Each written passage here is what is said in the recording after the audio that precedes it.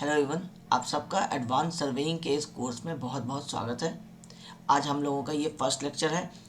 अब जैसे कि हम हाईवे इंजीनियरिंग का डेमो लेक्चर अपलोड किए थे यूट्यूब पे, उसी तरह से ये एडवांस सर्वेइंग का भी जो ये फर्स्ट लेक्चर है ये यूट्यूब पे अपलोड होता है as a demo video.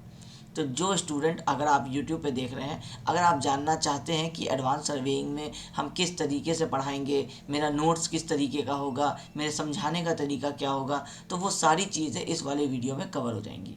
Highway engineering का जब डेमो वीडियो अपलोड किए थे उसमें स्टार्टिंग के 10-15 मिनट जो है वो अपने इस पूरे कोर्स के बारे में, किस जो पैटर्न होता है, जो प्रोसेस हम फॉलो करते हैं उनके बारे में डिस्कशन किए थे। इसलिए यहाँ हम लोग उन चीज़ों को कट शॉर्ट कर देते हैं।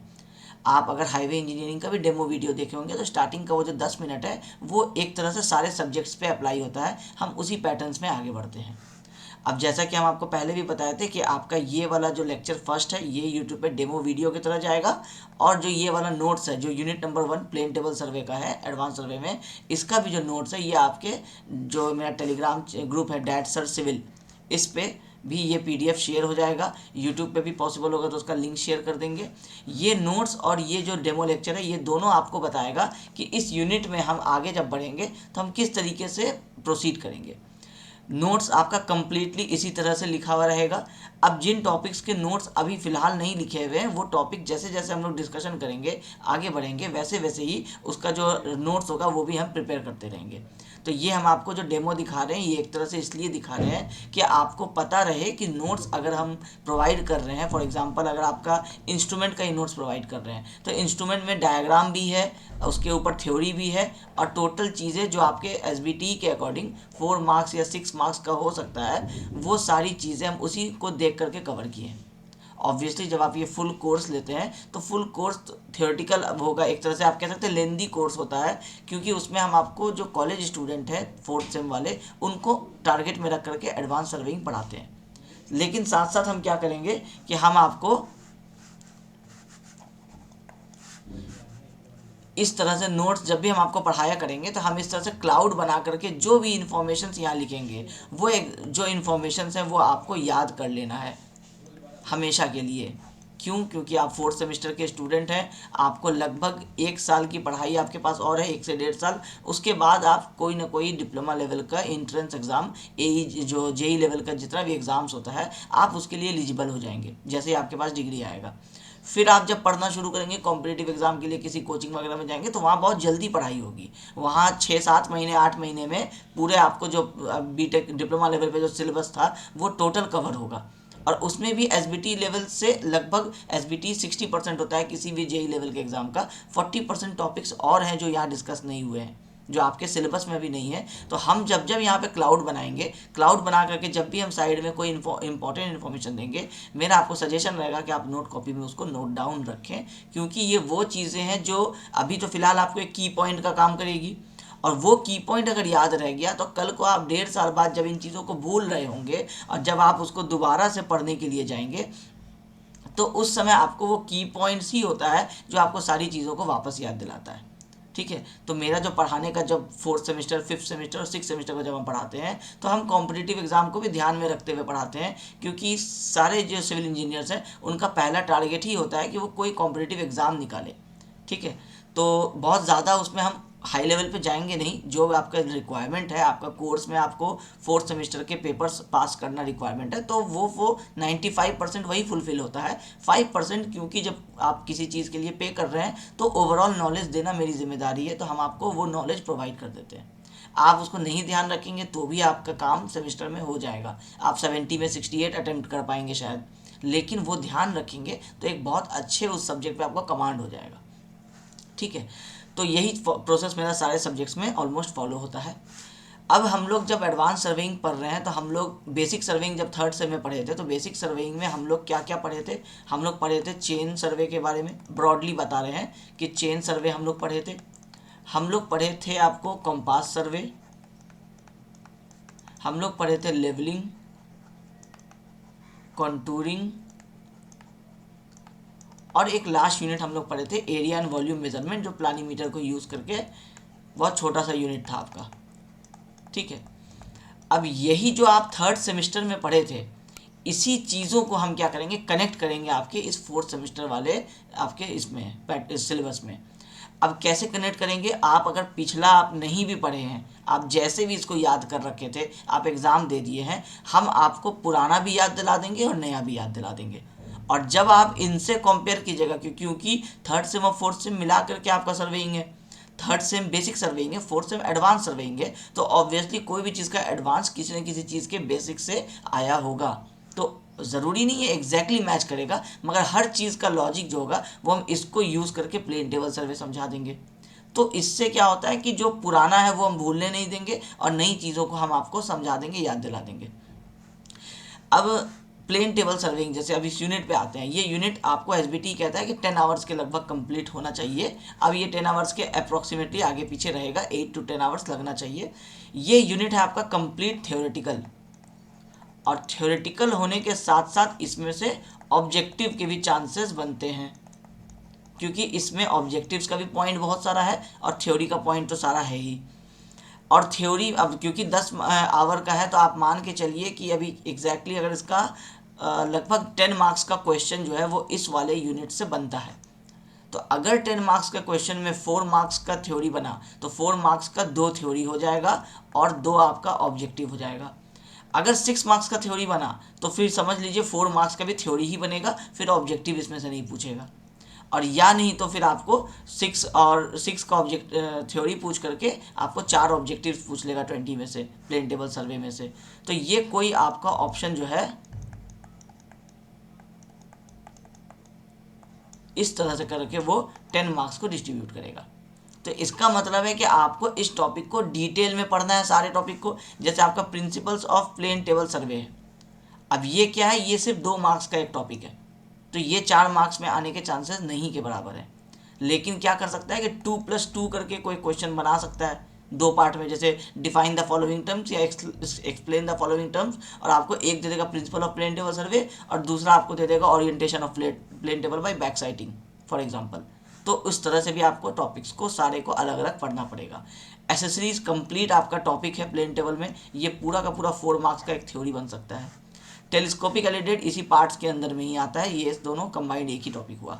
सेटिंग ऑफ प्लेन टेबल अपने आप में एक आपका क्वेश्चन है, जिसमें आपको ओरिएंटेशन भी डिस्कस होता है और सेटिंग ऑफ टेबल के अंदर ओरिएंटेशन होता है, और ओरिएंटेशन के अंदर में इसका 2 मेथड है, बैक साइटिंग और मैग्नेटिक। तो ओरिएंटेशन भी अपने आप में एक क्वेश्चन है, और अगर सेटिंग ऑफ प्लेन टेबल पूछता है तो उसके अंदर तो ओरिएंटेशन डिस्कस करना ही है, लेकिन थोड़ा ब्रीफली करना है, इनको एक्सप्लेन नहीं करना पड़ेगा अगर क्वेश्चन में ये पूछेगा तो। अभी हम स्टार्टिंग में थोड़ा डिस्कशन कर दे रहे हैं ताकि आपको सिलेबस का एक आइडिया मिले और क्वेश्चन किस तरीके से बनेंगे। जो पहला टारगेट आपका रहेगा, किसी भी थ्योरेटिकल यूनिट को हम लोग पढ़ते हैं तो पहले सारे थ्योरी के इंपॉर्टेंट टॉपिक्स वहीं पे डिस्कशन हो जाते हैं। अब आपके माइंड में रहेगा उसका इंपॉर्टेंस का ध्यान, तो फिर जब आप लेक्चर सुनेंगे तो आपको क्या लगेगा, जो जो टॉपिक्स आप हाईलाइट किए रहेंगे अपने माइंड में, आप वो सारे टॉपिक्स पे ज़्यादा फोकस दे पाएंगे।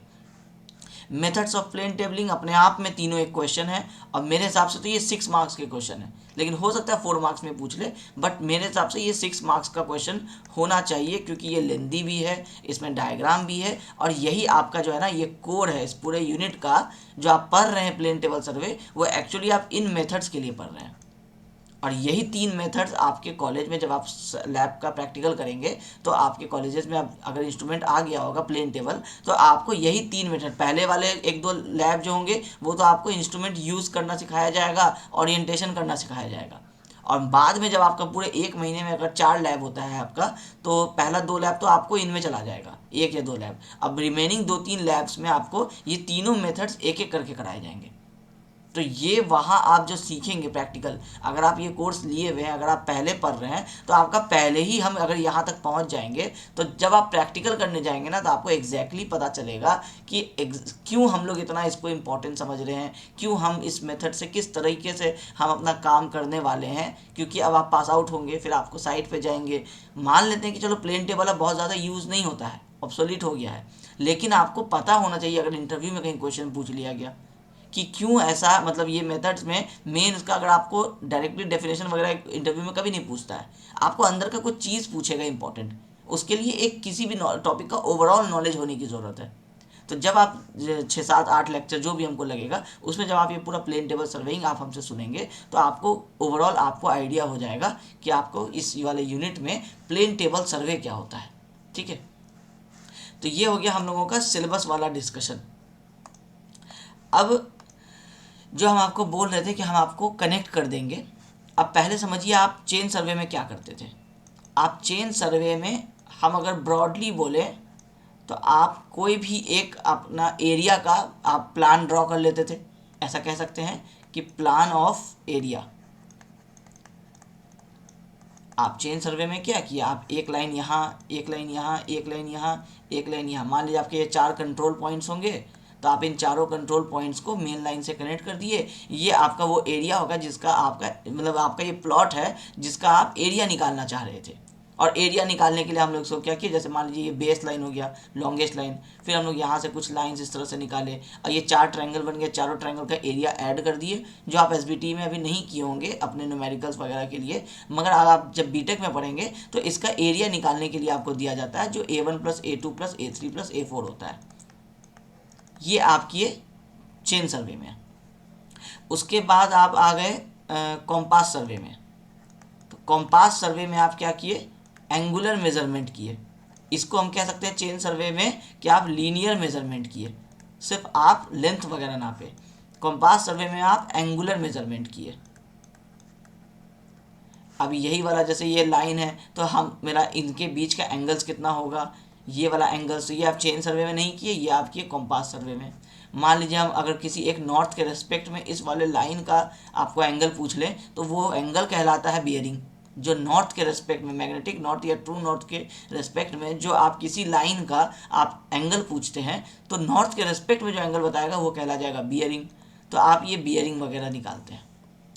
उसी तरीके से प्लेन टेबल भी क्या करता है ना, एक मैप आपको ड्रॉ करने में हेल्प करता है। जो प्लेन टेबल सर्वे करने का जो मेरा मेन टारगेट होता है वो होता है कि हम एक ग्राफिकल एक मैप तैयार करें जिसको देख करके हम लोगों को उस पूरे एरिया का आइडिया हो जाए। जैसे फॉर एग्जांपल इंडिया का मैप या फिर आपका किसी भी स्टेट का जो आप मैप देखते हैं, तो प्लेन टेबल सर्वे में आप क्या करते हैं, जैसे आप अपने कॉलेज के किसी मैदान में आप अपना इंस्ट्रूमेंट लेके गए, आप वहाँ पे प्लेन टेबल सर्वे जैसे चेन सर्वे में आप चेन लेके गए तो टारगेट क्या था, लेंथ मेज़र करना। कंपास लेके गए जब साइड पे गए तो टारगेट क्या था, एंगल मेज़र करना। उसी तरीके से जब आप प्लेन टेबल लेकर के साइड पे जाएंगे तो मेन जो आपका टारगेट होगा ना वो होगा कि एक ग्राफिकल डायग्राम, कह लीजिए कि ग्राफिकल डायग्राम आपको बनाना है। और वो डायग्राम जो क्या होगा ना, वो किसी दूसरे आदमी को जो कहीं बाहर बैठा हुआ है दूसरे सिटी में है और उसको अगर मान लीजिए आपके कॉलेज का फुटबॉल ग्राउंड का शेप समझना है कि आपके कॉलेज में फुटबॉल ग्राउंड कैसा है फॉर एग्जांपल, या क्रिकेट ग्राउंड कैसा है, तो वो उसको विजुअलाइज हो जाए ये डायग्राम देख करके, तो उसके विजुअलाइजेशन के लिए ये डायग्राम जो है ये काम आता है। अब फॉर एग्जांपल हम आपको समझाते हैं, आप सब अपने अपने कॉलेज का वो जो क्रिकेट ग्राउंड या फुटबॉल ग्राउंड है उसको आप इमेजिन कीजिए। अब हम आपको फॉर एग्जांपल जैसे जीपी किशनगंज का एग्जांपल समझाते हैं। अब जीपी किशनगंज में क्या है कि ये आपका एडमिन ब्लॉक है। अब एडमिन ब्लॉक के सामने से एक इस तरह से रोड है जो इधर पीछे की तरफ जा रहा है, ये रोड चला जाता है वर्कशॉप में, यहाँ पे आपका वर्कशॉप है। और फिर आगे इस तरीके से एक रास्ता है जो आपका चला जाता है ये बॉयज़ हॉस्टल पे, बॉयज़ हॉस्टल के गेट पे, और यहाँ पे आपका कुछ क्वार्टर्स बने हुए हैं। अब आप लोग सब अपने अपने कॉलेज को विजुअलाइज कीजिएगा, यहाँ पे आपका मेन गेट है। तो अगर और यहाँ पे हम लोगों का इस तरीके से बाउंड्री वॉल चल रहा है जो इस कॉलेज का बाउंड्री वॉल है, ये इस तरह से कुछ सिचुएशन है। अब ये इस चीज़ को आप देख करके अगर हम इसका एक फेयर डायग्राम बना दें और फेयर डायग्राम बना करके अगर हम आपको ये दें और इसमें हम लिख दें यहाँ पे फील्ड, यहाँ पे लिख दें बॉयज़ हॉस्टल,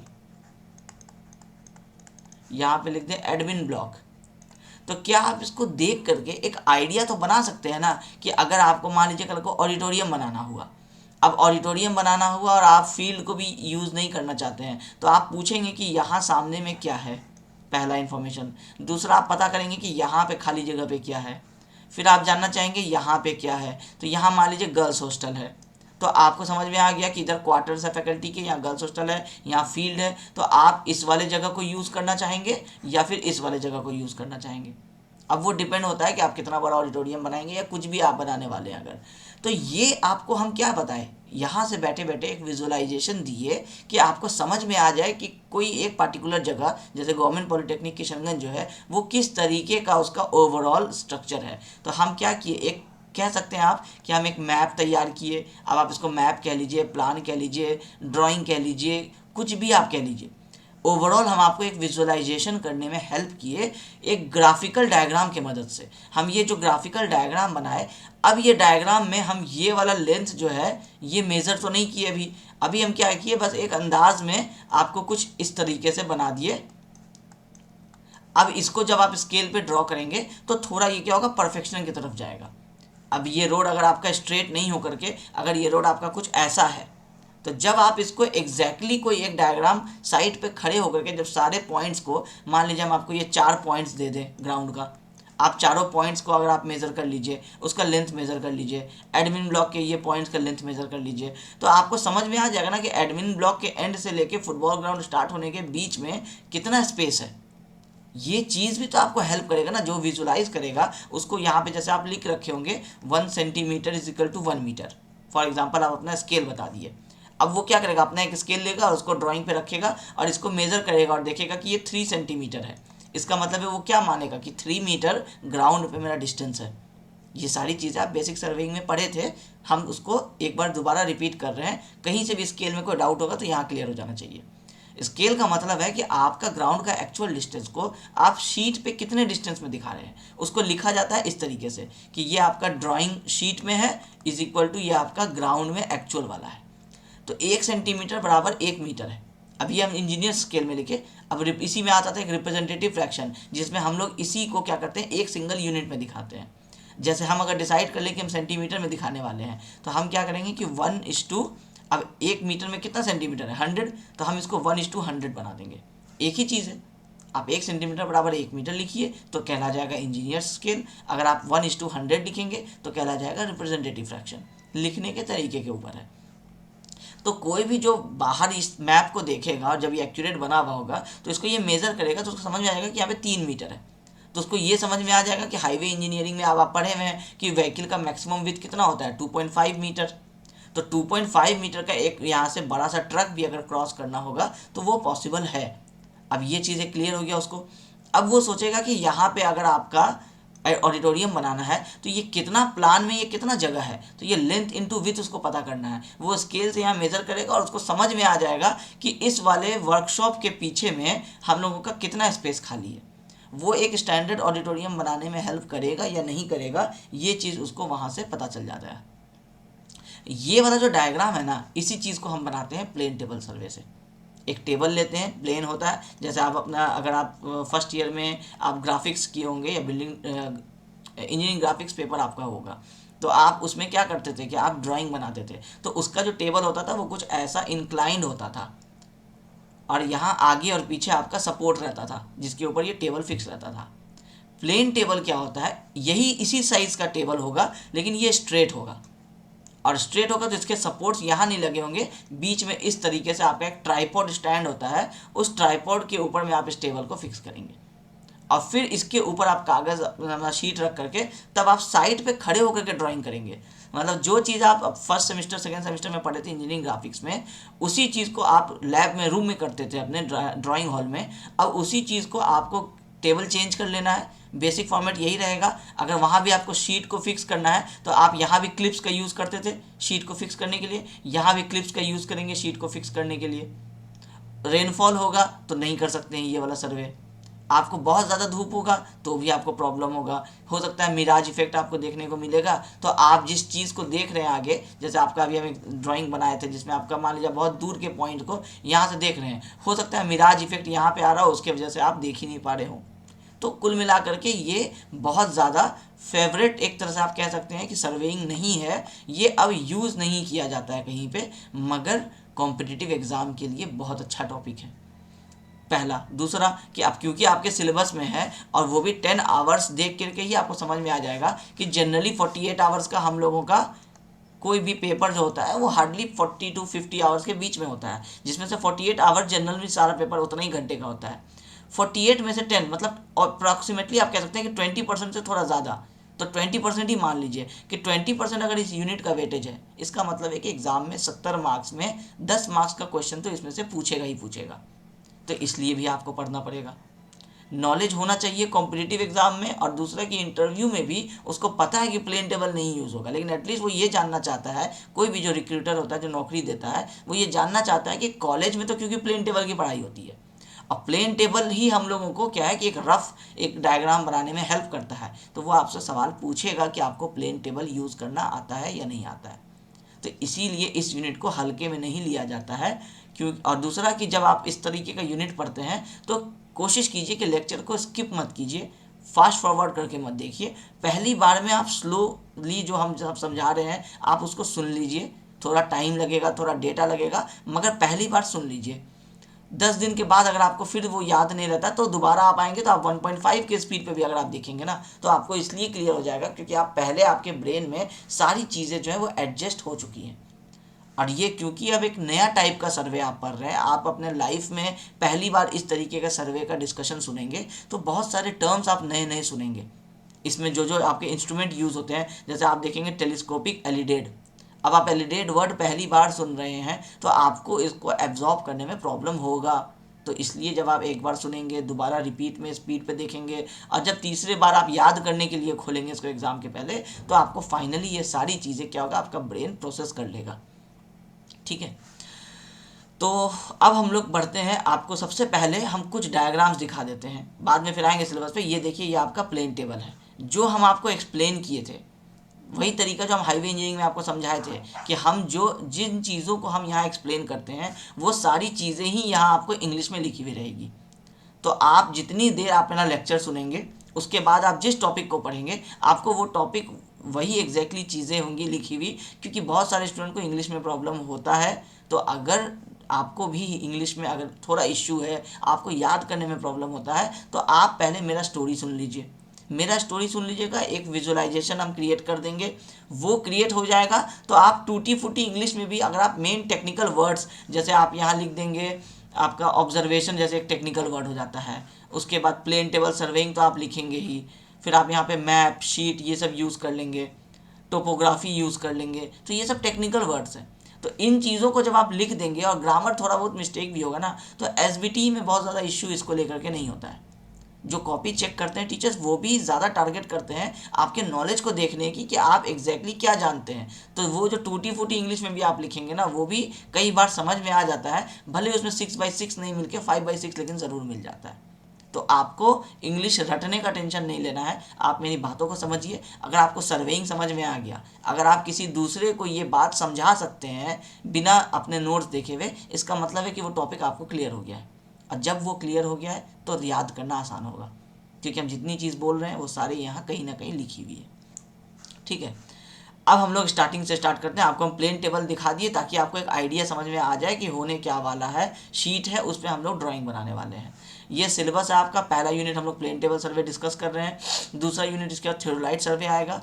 ये बहुत लेंदी यूनिट होगा, मेरे हिसाब से ये 20 से 22 लेक्चर आपका मेरा सिर्फ इसी में लग जाएगा। इसमें तो 7-8 लेक्चर से ज़्यादा नहीं लगना चाहिए, लेकिन ये वाला यूनिट सबसे ज़्यादा आपका लेंदी भी है और ये टाइम भी किल करेगा और ये समझने में भी डिफ़िकल्ट होगा और सबसे ज़्यादा क्वेश्चन भी इसी में से आएंगे। तो आप जितना अटेंटिव होकर के अपने कोर्स को पढ़ेंगे उतना ज़्यादा आपके लिए भी आसान होगा समझना, मेरे लिए आसान होगा समझाना। फिर टेक्यूमेट्रिक सर्विंग छोटा सा चीज़ है, बहुत ज़्यादा डिफिकल्ट नहीं है। कर्व सेटिंग बहुत छोटा सा सब यूनिट है। एडवांस सर्विंग इक्विपमेंट्स, ये अब जो जो चीज़ आप यहाँ थ्योरलाइट सर्वे में पढ़ेंगे ना उसी चीज़ को ये क्या करेगा, यहाँ पे एडवांस कर देगा। तो बेसिकली इसमें क्या करते हैं हम लोग, सिर्फ मशीन्स के बारे में पढ़ते हैं। टोटल स्टेशन क्या होता है, ईडीएम क्या होता है, बस यही एग्जाम में आपको क्वेश्चन भी आता है कि एक्सप्लेन कीजिए टोटल स्टेशन क्या होता है विद प्रॉपर डायग्राम। तो एक्सप्लेन करना है और डायग्राम बना देना है। डायग्राम वगैरह सब जो हम आपको दिखाएंगे, बता देंगे कौन सा वाला डायग्राम आपको एग्जाम में बनाना है, क्योंकि बहुत सारे डायग्राम ऐसे होंगे। जैसे अब आप इस डायग्राम को बनाने के लिए जाएंगे, जो हम अभी आपको प्लेन टेबल दिखाए थे, तो ये वाला डायग्राम ऑब्वियसली इसको आप नहीं बनाएंगे ना, आप इसमें से सिर्फ टेबल बनाएंगे। तो वो सारी चीज़ें हम आपको उस तरीके से समझाएंगे। और लास्ट में जो आपका यूनिट आएगा वो होगा remote sensing, GPS and GIS. अब ये सारे जो आपके यूनिट्स हैं तो बता दिए हम आपको कि इसमें 7 से 8 घंटे, इसमें 20 से 22 घंटे, और इन सब में 4 से 5, 2 से 3, इसमें भी 2 से 3, ये ज़्यादा टाइम नहीं लेगा, सबसे ज़्यादा यही वाला यूनिट टाइम लेगा।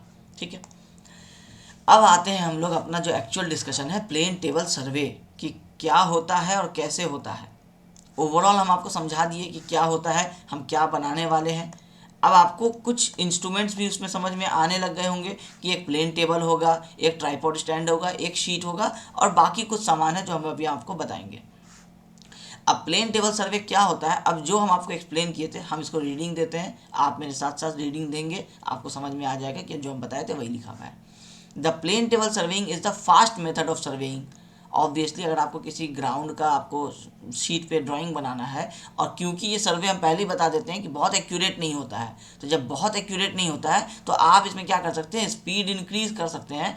एक ही लैब में हो सकता है आप फुटबॉल ग्राउंड पूरा कॉलेज का ड्राइंग बना देंगे, मे बी 2 घंटे में। वो आपके एक्यूरेसी के ऊपर डिपेंड करता है कि आप कितना एक्यूरेटली कामों को करने वाले हैं। तो इसलिए इस वाले मेथड को हम लोग बहुत फास्ट मेथड बोलते हैं, क्योंकि ये जल्दी कंप्लीट हो जाता है। In this type of surveying, plotting of the plan and field observations can be done simultaneously. इस तरह के सर्वे में प्लान को यहाँ पे प्लॉट करना, मान लीजिए फुटबॉल ग्राउंड है तो इसको यहाँ पे बनाना, और साथ साथ ही फुटबॉल ग्राउंड का एक्चुअल में जो आपका ये पॉइंट्स है जो ग्राउंड पे है उसको साथ में आप मेज़र करना, ये दोनों एक ही साथ हो जाता है इस तरीके के सर्वे में। जैसे आप लेवलिंग पढ़े थे तो लेवलिंग में 2 पॉइंट्स का आप हाइट जो है, जो आपका हाइट रिड्यूस लेवल हुआ आरएल, आप 2 पॉइंट्स का आरएल साइड पे ही कैलकुलेट नहीं कर पाते थे, आप रीडिंग्स नोट करके जाते थे, आपको four side, back side, intermediate side, ये सारे साइड्स आपको मिल जाते थे। आप लेकर के अपने रूम में गए और वहाँ पे जब आप टेबल बनाते थे हाइट ऑफ इंस्ट्रूमेंट मेथड या राइज एंड फॉल मेथड से, तब उससे आपको समझ में आता था कि ये पॉइंट का अगर आरएल कुछ पता था तो इस पॉइंट का आरएल जो आप निकाले, जो आरएल ऑफ बी कहलाया, वो आपको कितना हुआ। ये ग्राउंड पे नहीं पता चला, ये पता चला लैब में या जब ऑफिस में जब आप गए। प्लेन टेबल सर्वे में क्या है कि ऑफिस में जाके करने वाला कोई काम नहीं है, शीट यहीं पे है, आपके हाथ में चेन या टेप रहेगा, आपको इन 2 पॉइंट्स के बीच का डिस्टेंस मेज़र करना है। फॉर एग्जांपल 10 मीटर आया, आप शीट पे क्या करेंगे, 10 सेंटीमीटर का एक लाइन बनाएंगे, तो 10 सेंटीमीटर बराबर 10 मीटर, ये आपका स्केल हो गया फिलहाल। अब बस क्या हो गया, ये मेज़रमेंट भी आप वहीं पे कर लिए, ड्राइंग भी आप यहीं पे बना लिए, तो प्लान बनाना और फील्ड का ऑब्जर्वेशन वो दोनों क्या हुआ, साइमल्टेनियसली, मतलब एक साथ। ठीक है, in case of plane table surveying, geometrical conditions of site are manuscript in the map sheet using plane table and allied after that topographic details are arranged on the map. ये इतने difficult line का मायने क्या है आपको पता है? इसका मतलब है कि प्लेन टेबल सर्वे में आप जो क्या कहते हैं, आपका ज्योमेट्रिकल कंडीशन ऑफ साइट है। ज्योमेट्रिकल कंडीशन ऑफ साइट का मतलब कि आपका जो मान लीजिए ग्राउंड है वो सर्कुलर है कि स्क्वायर है कि ट्रेपेजॉइडल है, वो वाला शेप समझना और इसके ड्राइंग बनाना, और उसके बाद इसके अंदर में जो टोपोग्राफिकल कंडीशन है, मान लीजिए जैसे आपके कॉलेज में जो जीपी किशनगंज में यहाँ से एक आपका इस तरीके से रिवर जा रहा है छोटा सा, जिसमें आपको सिर्फ रेनफॉल के टाइम जब होता है रेनफॉल वाला सीज़न तब आपको यहाँ पे पानी आता है, अदरवाइज़ ये सूखा रहता है।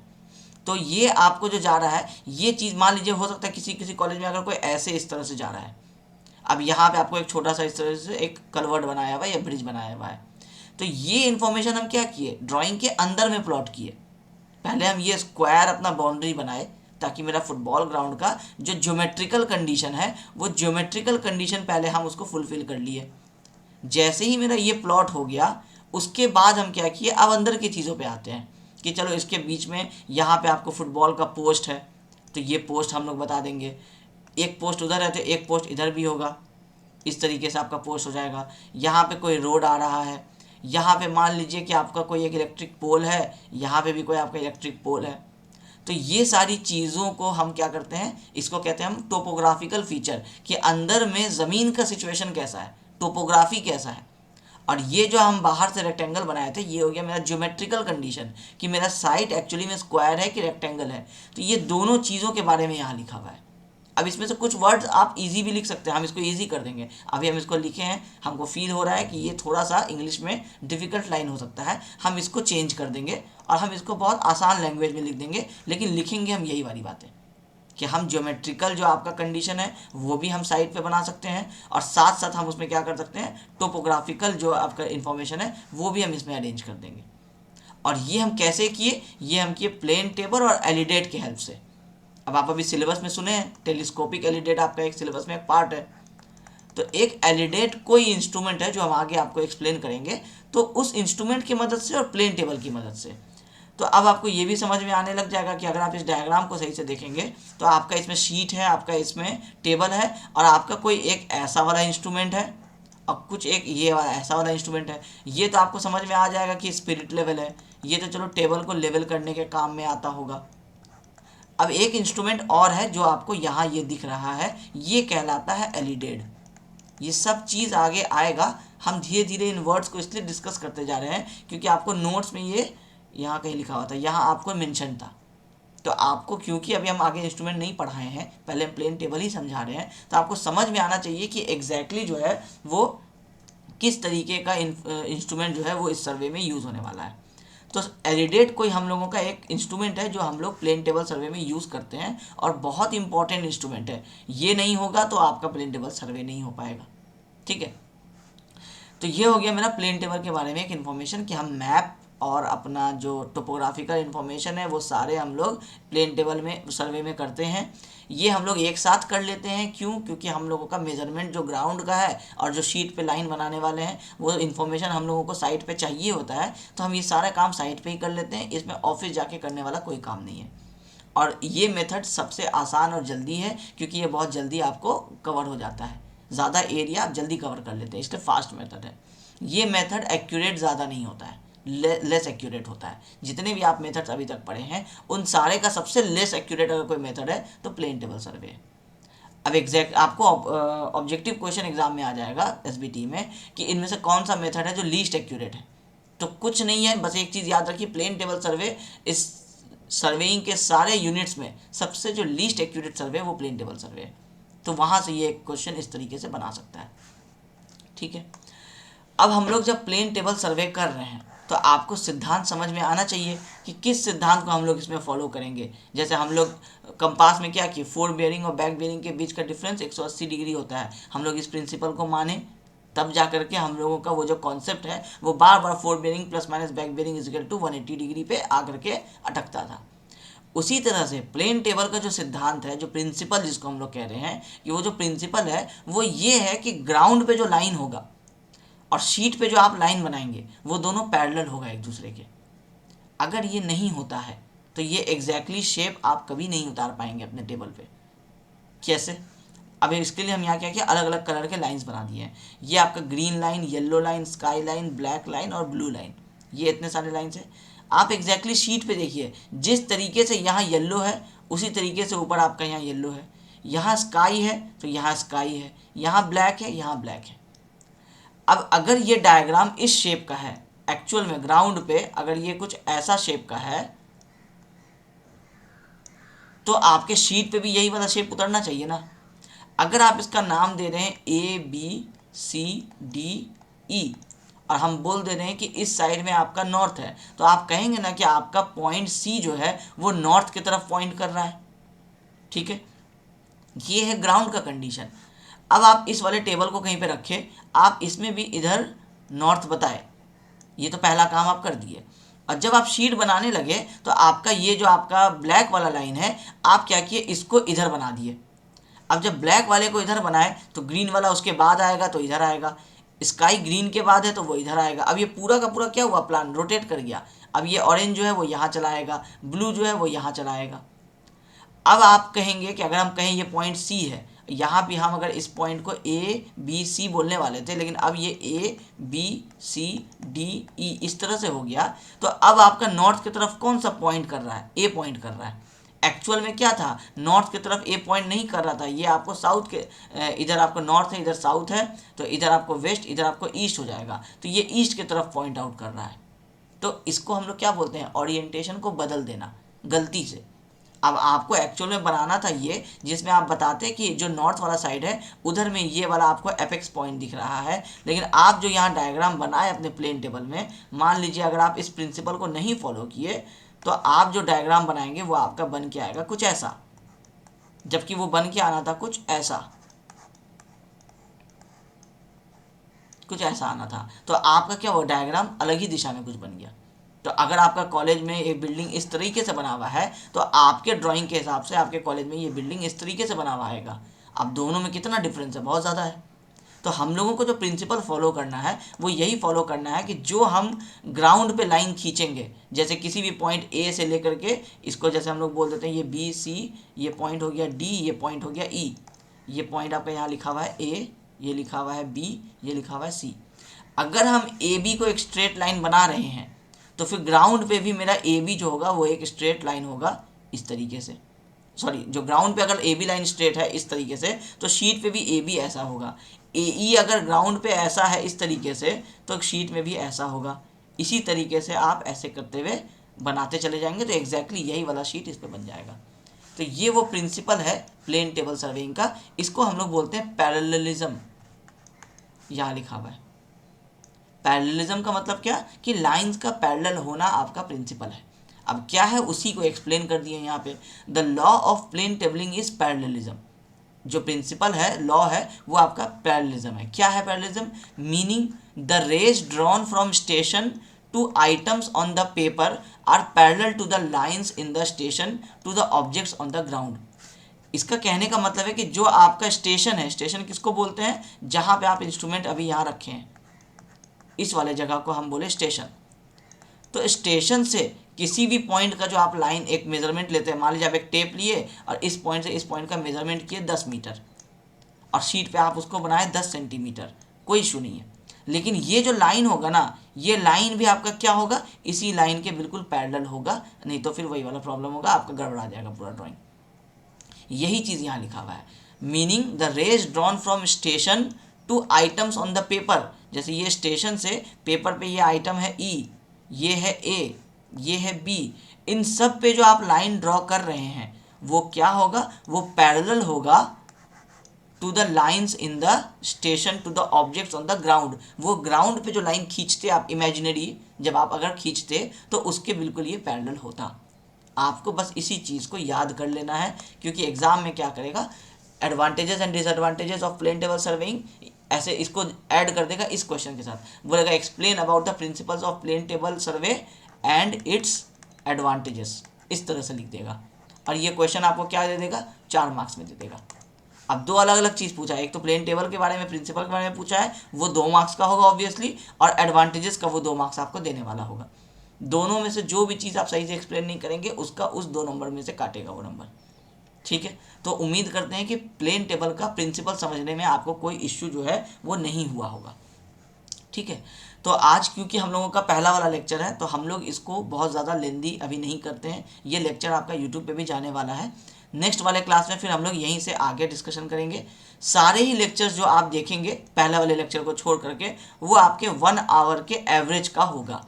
अगर कोई टॉपिक 1 आवर से 5 मिनट पहले भी एंड हो गया तो भी लेक्चर एंड, और अगर वो 5 मिनट ज़्यादा भी हो जाता है तो भी कोई इशू नहीं होगा। लेकिन ओवरऑल आपको एवरेज जो देखने को मिलेगा वो सारे वीडियोस का 1 आवर का एवरेज देखने को मिलेगा। तो हम जितने लेक्चर्स आपको बताएंगे जिस भी यूनिट में, आप उसको डायरेक्टली उतने आवर्स समझ जाइएगा कि इतने आवर्स आपको लगने वाले हैं उसमें।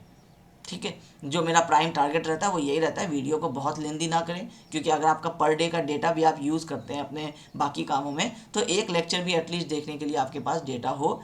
एक मास को ध्यान में रखते हुए हम ये बात कह रहे हैं। जिनके पास वाईफाई है वो तो अनलिमिटेड लेक्चर्स देख सकते हैं, लेकिन जिनके पास नहीं हो उनको ये मेरा जो 1 घंटे का लेक्चर होगा वो आपको मेरे हिसाब से 1 GB से कम का ही होगा जब भी होगा।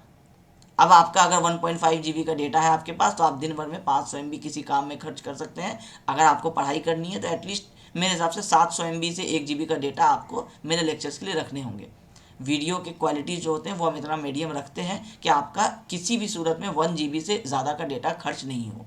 ठीक है, तो फर्स्ट वाले लेक्चर को हम लोग यहीं पे एंड रखते हैं। ये हम लोगों का यूट्यूब पे भी अपलोड होगा डेमो लेक्चर की तरह से। ये जो नोट्स आप यहाँ देख रहे हैं, ये हम आपको Telegram group that sir civil है, इसमें आपको हम ये पीडीएफ और ये सारे जो इन्फॉर्मेशंस मेरे लेक्चर्स के होते हैं, आपको यूट्यूब पे कब लेक्चर्स आएगा, कौन सा लेक्चर आएगा, जो भी आपका अपना वहाँ पे डिस्कशन होता है, आप वहाँ अपना डाउट्स वगैरह डिस्कस कर लेते हैं। आपको कोई एक पार्टिकुलर टॉपिक पे यूट्यूब पे वीडियो चाहिए, आप वहाँ बता सकते हैं। ये सारी चीज़ें हम लोग इसी वाले ग्रुप में करते हैं और इसमें हम एक्टिव रहते हैं ज़्यादातर।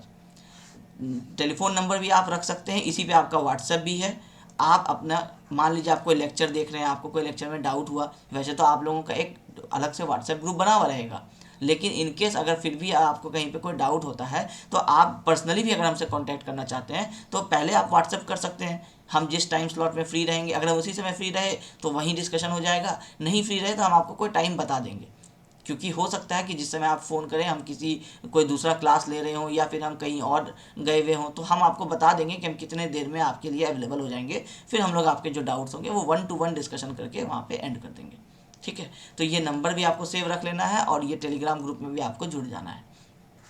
ये कोर्स जो आप एडवांस सर्वेइंग का देख रहे हैं, आपको ये कैसे लेना है, तो आपको पता है कि वेबसाइट पे चले जाना है www.datsir.com।